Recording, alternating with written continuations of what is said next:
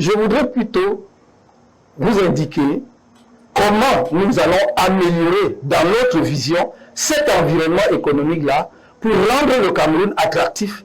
Parce que notre objectif, c'est que dans les 5 ou les 3, entre 3 et 5 années qui suivent, si nous étions en capacité de gouverner, que nous ayons un taux de croissance entre 8 et 10%. Ce n'est pas une vue de l'esprit. Je donne quelques indications donc, en ce qui concerne l'environnement économique. Les autres choses qu'il faut mettre en place pour vous permettre d'investir et de trouver ceux qui vont porter avec vous vos investissements, c'est l'éducation. C'est l'éducation. Et c'est pour cela que nous voulons refonder le système éducatif camerounais. Nous voulons faire une innovation radicale. Nous avons dit 80 à 20%. Aujourd'hui, je ne peux pas vous donner des chiffres, les pourcentages exacts, mais à vue de nez, je sais que 70 au moins de filières de formation au Cameroun à l'heure actuelle sont des filières de formation générale, ou littéraire, ou philosophique, ou le droit, comme nous là. Voilà. Sauf que nous, quand on faisait le droit, on était très peu nombreux, donc on avait le choix. On avait le choix entre aller à l'IRIG, aller à l'ENAM, aller être avocat, être magistrat.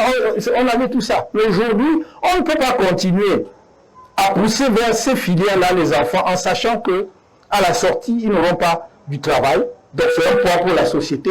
Mais aussi, ce sont des main-d'œuvre, c'est la ressource humaine qui manque pour l'économie. Le seul plaisir, si j'ose dire, pour être, je suis un peu cynique là, le seul plaisir pour les parents, c'est d'encadrer le diplôme de l'enfant et de l'accrocher au mur. Mais est-ce que ça donne à manger? Donc, il faut revoir le système éducatif dès la maternelle, depuis la maternelle jusqu'à l'université. Je ne vais pas ici rentrer dans toute la réforme, je peux simplement vous dire que notre intention, c'est dès la maternelle de familiariser nos enfants avec la technique, avec ce qui est manuel, concret, c'est-à-dire pas seulement labourer le champ, mais même lorsque, je parle souvent des Lego, j'aime souvent prendre l'exemple des Lego qu'on vend dans le commerce. Lorsque dès la maternelle, vous amenez les enfants, les petits-enfants à la maternelle, à savoir ajuster les Lego, ils grandissent déjà. Quand vous lui dites la maison, si vous lui dites la maison aujourd'hui, à l'école, il n'a jamais vu ce que la maison, on appelle quelque chose, on appelle ça maison. Mais si vous lui dites la maison, parce qu'il a fait, lui-même, il sait déjà, effectivement, il y a un rapport physique entre lui, entre le concept de maison, l'idée de la notion de maison et comment on fait la maison. Et donc, l'idée, c'est que les enfants aussi sentent très tôt là où vont leurs penchants, c'est-à-dire, on a envie de faire quoi. Dimanche dernier, je parlais avec un jeune à Yaoundé qui a fait de l'électronique. Et il me dit, moi, j'ai toujours voulu faire de l'électronique depuis mon enfance, et même mon papa le savait. Sauf que je voulais avoir une formation adéquate dans le domaine, je n'en ai pas trouvé.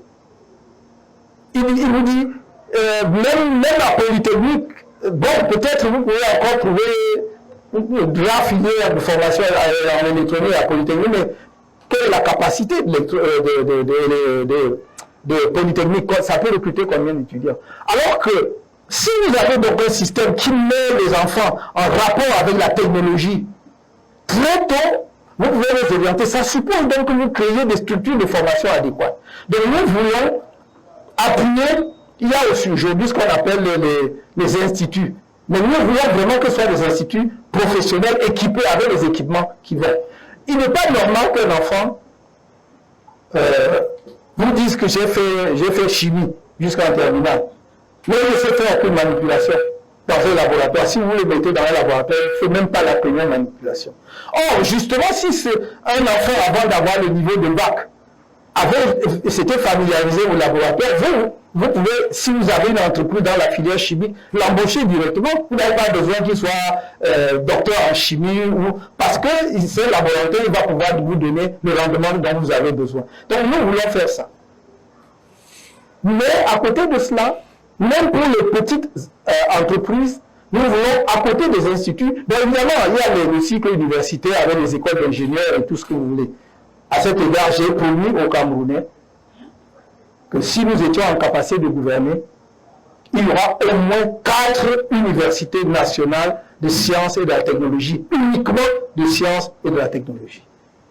On il n'y aura pas filière, droit, lettres, tout ce que vous voulez, c'est sciences et technologie. En dehors des universités actuelles, qu'on peut renforcer, mais ce sont des universités dédiées, sciences et technologie. Et je disais donc qu'à côté des instituts, dont le projet, le rêve, c'est de pouvoir en mettre au moins un dans chaque département, 58 c'est à notre portée, c'est ce que nous appelons les centres de métiers, qui sont même jusqu'au niveau des arrondissements, les centres de métiers. C'est-à-dire que l'enfance, au Cameroun, on demande quel diplôme vous avez, mais je voudrais que demain on dise quel est votre métier. Quel est votre métier? Je suis plombier. C'est pas que j'ai le diplôme de je sais quoi. Je suis plombier parce que j'ai reçu une formation dans un centre de métier en plomberie. Je sais comment ça se passe. Chacun de nous a pu avoir des difficultés avec la plomberie chez lui.